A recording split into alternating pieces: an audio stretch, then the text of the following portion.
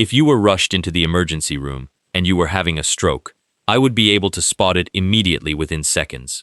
For some people, the symptoms are so intense that they lose consciousness, but for the vast majority, there is noticeable weakness down one side of the face, an arm, or a leg that goes completely numb or paralyzed, or speech becomes heavily slurred and jumbled.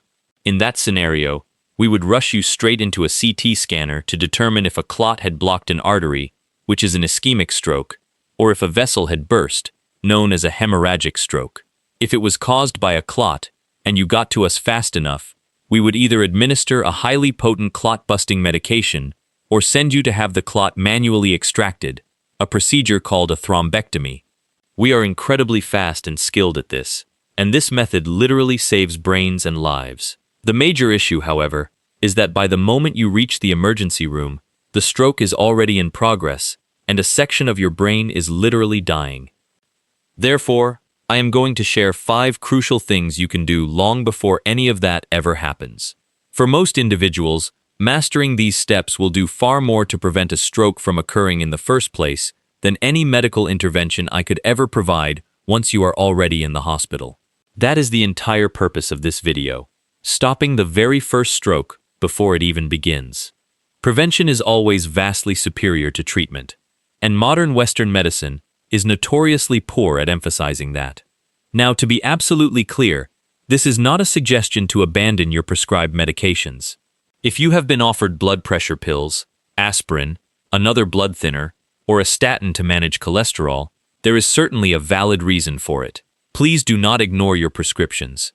We understand that lifestyle changes and medication are significantly more effective together than either is alone. Moreover, a small percentage of people have highly specific conditions, such as an irregular heartbeat called atrial fibrillation, or a blood clotting disorder, where the correct medication is completely essential. I will touch upon that again later. Think of these 5 steps as the solid foundation upon which everything else, including your medical treatments, is built. If you are new here, welcome to Health After 60. I have spent the last decade working in dozens of different emergency departments, and now I am on a mission to teach you everything I know to help you avoid the devastating diseases I see on a daily basis. I only ask for one quick favor. Please subscribe to the channel, hit the like button, and leave a comment if you learned something valuable today. If you don't find it helpful, feel free to skip it. It is entirely free, and it massively supports the creation of these videos. Let's begin by addressing the fundamental question. What exactly is a stroke? Your brain is an extremely demanding organ. It requires a continuous, rich supply of oxygenated blood because it holds virtually zero reserves of its own. A stroke occurs when that vital supply is suddenly cut off, happening in one of 2 main ways. Around 8 or 9 times out of 10, a clot obstructs an artery leading to the brain, causing an ischemic stroke. Less frequently, a blood vessel ruptures and bleeds directly into the brain tissue, known as a hemorrhagic stroke. In both scenarios, the brain tissue deprived of flow is suddenly starved of oxygen, and millions of brain cells begin dying every single minute.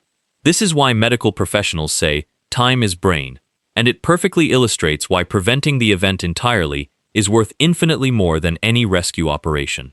These are not the only 5 ways to minimize your risk, but they are the 5 fundamental strategies every single person needs to implement. The first, and undoubtedly the most critical method, is to know and aggressively control your blood pressure.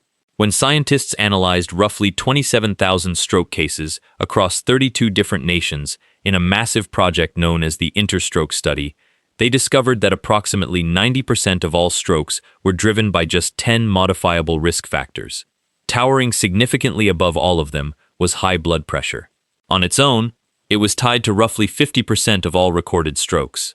High blood pressure relentlessly batters your arteries over the years.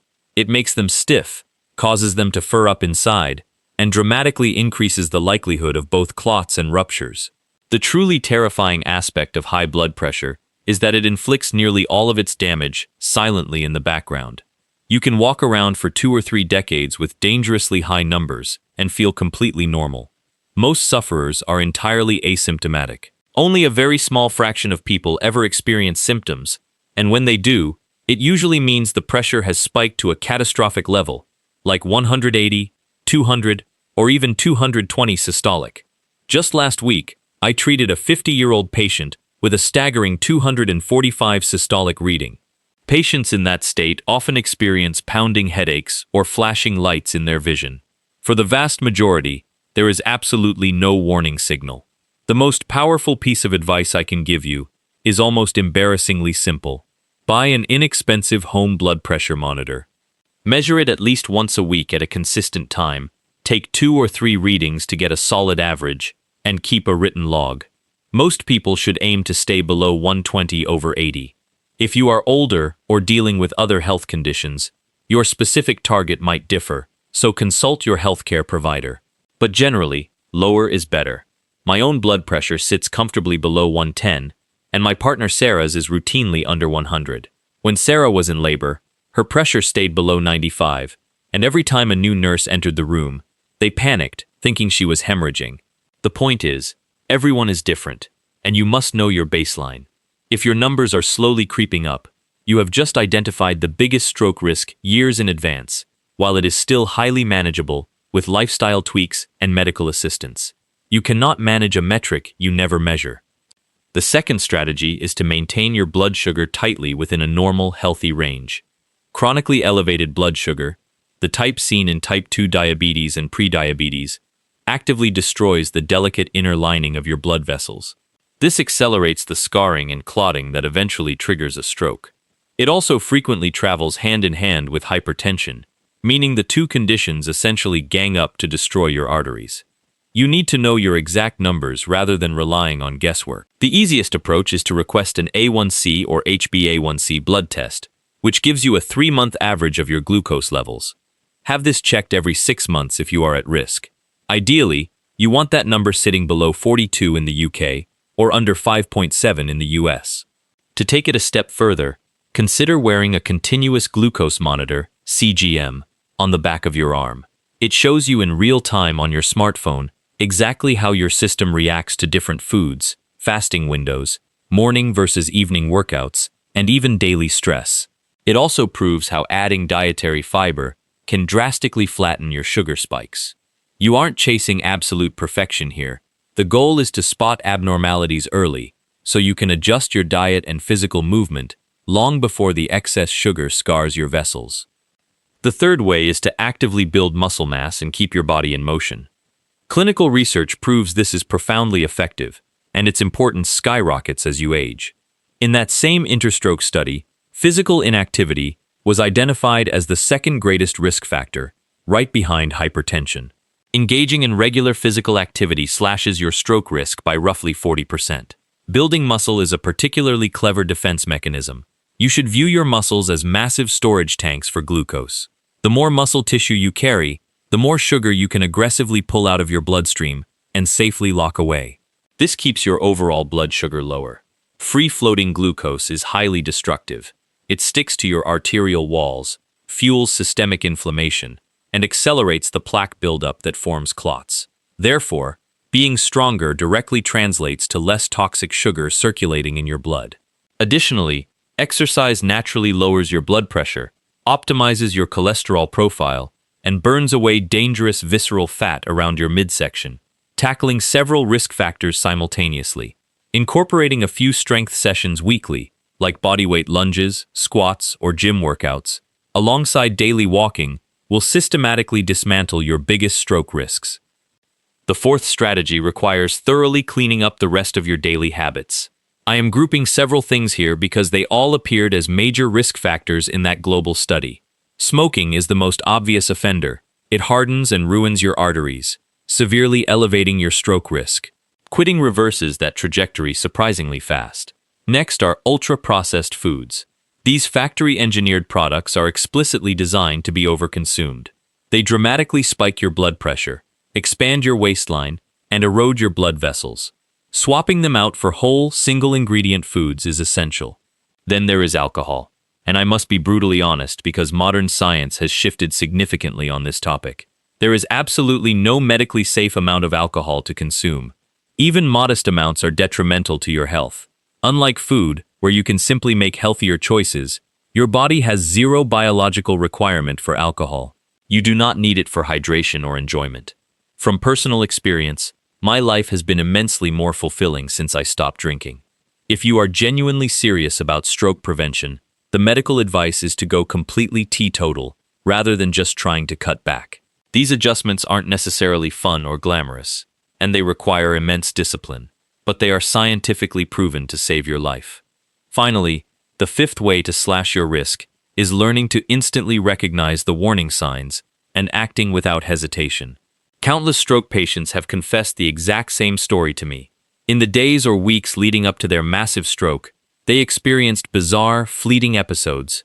A few minutes where an arm went entirely numb, a brief moment where they couldn't speak properly, their face felt tingly, or their vision went completely dark. Because these terrifying sensations vanished within minutes, they simply brushed them off and went about their day.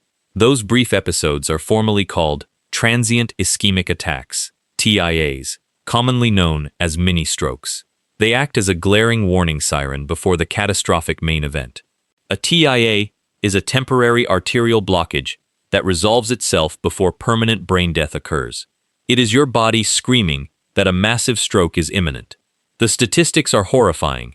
Following a TIA, your risk of suffering a full-blown stroke within the next 90 days skyrockets to 1 in 6, and nearly half of those strike within 48 hours. If you are urgently evaluated and treated immediately after a TIA, your stroke risk drops by an astounding 80%. If you ever experience sudden weakness on one side, facial drooping, slurred speech, or sudden vision loss, even if it only lasts for 15 seconds, do not ignore it. You must get to an emergency room immediately. Memorize the acronym F.A.S.T. Face, arms, speech, and time to call an ambulance. Respecting those signs is literally the difference between a temporary scare and permanent disability or death. Beyond these lifestyle foundations, a distinct subset of individuals will absolutely require targeted medical therapies. If you have atrial fibrillation, blood clots can easily pool in your heart and shoot directly up into your brain. You will likely need specific blood thinners, like rivaroxaban or warfarin, which is why occasionally checking your pulse for irregular rhythms or using smart wearables like an Apple Watch or Oura Ring is incredibly smart. Others will rely on pharmaceuticals to manage severely high cholesterol, hypertension, or genetic clotting disorders. Please remember that this information is purely educational and does not replace personalized medical advice from your own physician. However, for the vast majority of society, your health destiny is not determined on a gurney in an emergency room. It is actively decided years in advance by whether you consistently tracked your blood pressure, monitored your glucose, built resilient muscle tissue, cleaned up your toxic daily habits, and fiercely respected the early warning signs. These 5 strategies are largely free and infinitely more powerful than any intervention I can offer once the clock has already run out. If you found this information valuable and want to continue taking control of your future, please hit that subscribe button and turn on the notification bell so you never miss an update from Health After 60. My entire goal with this channel is to empower you with the honest medical truths and practical daily habits that can keep you out of the emergency room in the first place. Leave a comment below letting me know which of these 5 steps you are going to start focusing on this week, and please share this video with a friend or family member who needs to hear this message. Thank you so much for watching. Stay proactive about your health, and I will see you in the next video.